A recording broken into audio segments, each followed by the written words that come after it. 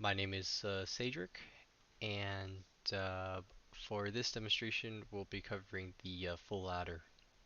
So to start off and understand the result of the full adder, we would need to understand the half adder, right? So the half adder has the truth table that is seen here, right? And we would result in a Boolean expression of A, X, or B when following this truth table. Okay, so this half adder here will then be implemented into the full adder, right? And so this result of this full adder takes in for this first half adder takes in the first two inputs, right? And it results in a carry and a sum. And then this other half adder takes in another input declared as C, or we'll have it in our program as Cn, and it will take in Cn and the sum from the initial half adder, and then we'll then um, uh, receive our resulting sum, right? And then from this half adder, we'll then have for this carry, it will have um, uh, this resulting um, carry will go into this OR gate with this other half adder carry, resulting in the final carry out.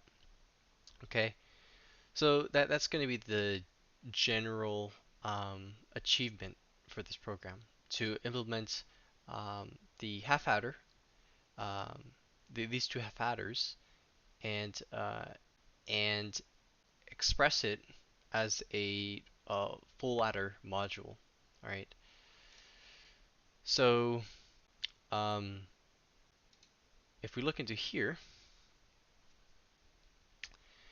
we would be able to first see that we first declare our half adder module here, right? So again, as we looked into before, we said that our sum um, output would be from the result of the input A and B, and using um, the AND block, we would then have the carry term being resulted from the A and B, right? So this is pretty much our half adder, which will then be implemented into our add module, full add module. Okay, so um, bringing up this full adder here, because this is a nice diagram to actually look at it bit by bit.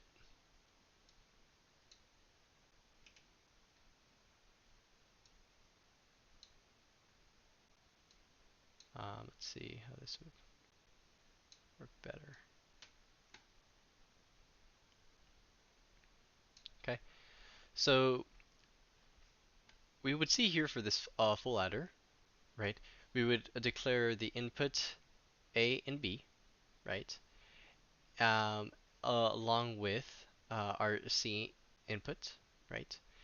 And we would also have our output here, but this would be our final sum output, right? And our final carry output, right? And these would be our resulting IO terms, the input and output terms. But as we realize in this block diagram here is that we have our wires to be included. So we have a wire that is taking care of a sum. So we're going to declare it as sum1. And then we have two carry wires. So we declare it as carry1 and carry2. Okay, so since we're going to be using the half adder module, we're going to have to use uh, this this type of logic. So here we would have our half adder module, right? Where we would then plug in our sum and our carry. But again, this would this one would be declared as lead carry for, at least that's how I pronounced it or declared it. I mean, as this will be taking care of the carry out portion to receive our final carry, right? So yeah, so pretty much I did this first half adder that would result in this sum one wire, and then this carry one wire here from this A and B, from these the A and B inputs, and then this second half adder is going to be resulting in the final sum, right? So we have the final sum here, and it would be also assisting in supplying an additional bit for us to get our final carry. And so this would result in final sum carry 2, which would be from this wire here, right? And then of course we would have our CN, and then this incoming wire being represented as sum 1, right? And then since we already have our final sum term completed, now we would have to worry about our final carry, which is being represented by this OR gate here. So then we would just do final carry 1 from this carry 1 wire here, and this carry 2 wire here. And so uh, since we've already done this full breakdown, and now we'll look into the test bench. And so looking into this test bench here, we would be able to first see that we're breaking down the test bench into the two modules, since we created our final system with these two modules, right? Going first with this half adder module, it starts with this wire term, as these would be termed a variable that would vary depending on our inputs, right? And so since we're testing the input, uh, this would mean that we would be storing a signal that we would be testing. So what either when we're testing through simulation or even through the FPGA board. So that is why we would be using the register term.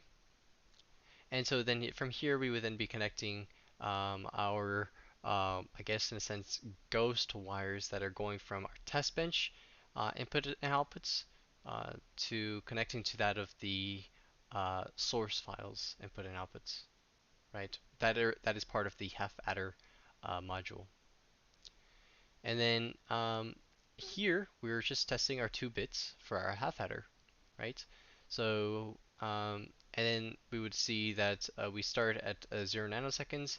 We test these 2 bits, and then we after 50 nanoseconds we go to 1, and then after another 50 nanoseconds we go to 2, and then 3 after another 50 nanoseconds, right? And then that's something that we'd be able to see when put together in our simulation. But in the general simulation, we would be really analyzing this module, as this module is more um, to test the logic of the half adder module, so that it could assist in implementing the big picture, which is the full adder, right? So in order to actually test the full adder, we need to test any modules that are giving an assistance, right? So in this case, again, we are declaring our final output wires. So we have our output, which is a wire, and then our input, which is register. And then we're connecting our ghost wires from, again, this test bench's input and outputs to that of the full module, the full adder module that is seen in the .v file. And so again here, we are testing now our 3 bits because our general system is 3 bits. We have our A, B, C, right? And it is important to realize here is that the way we've set this up is that A is our most significant bit, and B is our B then follows up with our least significant bit being C. Okay, so that's how we've laid it down. And again, this is being in intervals of 50 nanoseconds where we'll notice in the behavioral simulation. Right, but before jumping into the behavioral simulation, we'll then look into our constraint file, which is what we're going to be implementing into the FPGA board, which has a final carry. So we have our final carry term and our final sum term, and these are going pretty much into the respective LEDs, right? And then the way that I've arranged it is that I would have my most significant term, that being A, on the far left of the 3 bits, and then the least significant bit being Cn, which is the far right of the 3 bits for our switches. And so looking into our simulation here, did look into our truth table for our full ladder, right? Here, right? So again, we recognize that these are in 50 nanosecond increments, right? So it's gonna be looking like this. Okay, so again, keeping in mind that A is most significant and then C is the least significant, right? So this 0, 0 mark here, we would of course result in a 0, right? And then as we move on to 0, 0, 1, we would result in 1 for sum and 0 for carry, which we do, right? As when we get C for 1, right? And then this would then be when it's 0, 1, 0, that being 0, 1, 0 here, we would then get a sum of 1 and a carry of 0, which is what we would see here, right? And then when we get 0, 1, 1, when we get 0, 1, 1, 0, 1, 1, right? We would then see that we're going to have 0 for sum and 1 for carry, right? And that is what we would see here. And so we would be able to break it down for each of the 50 nanosecond increments. We've already verified most of this truth table, but just to verify with these last two here as well, we would have 1, 1, 0 here, and we would have 1. Oh, this is the area here. It's 1, 1, 0. 1, 1, 0 results in a sum of 0 and a carry of 1, which we would see here. Yeah, yes, that is true. And then a 1, 1, when they're both 1. Oh, well, actually, when they're all 1, excuse me. So when A, B, and C are 1, then it results in sum to be 1 and carry to be 1. So then that would mean that the simulation is correct as it follows our truth table.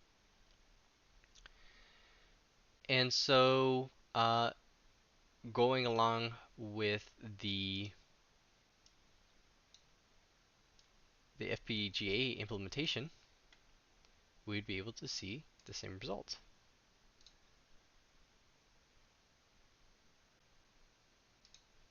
So look into the FPGA demonstration. We would be able to compare it to the truth table here, where here.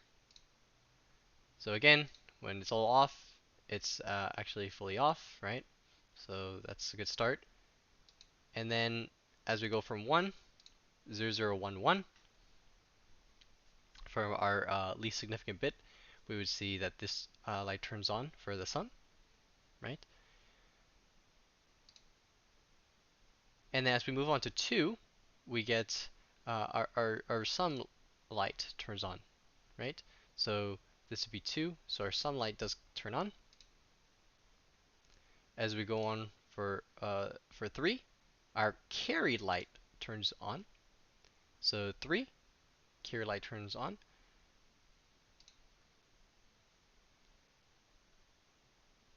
And then moving up to here, 1, 0, 0, 1, 0, 0, we would receive 1 to turn on.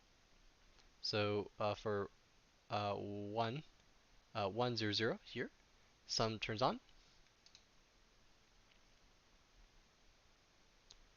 And then we would see that it follows up with this one, but I'll just show the last, so to show that the 2 lights will turn on when all 3 bits are on, right? So when all 3 bits are on, when A, B, and C bits are on, then it results in the 2 LEDs to turn on as well, which is what we would notice here. And uh,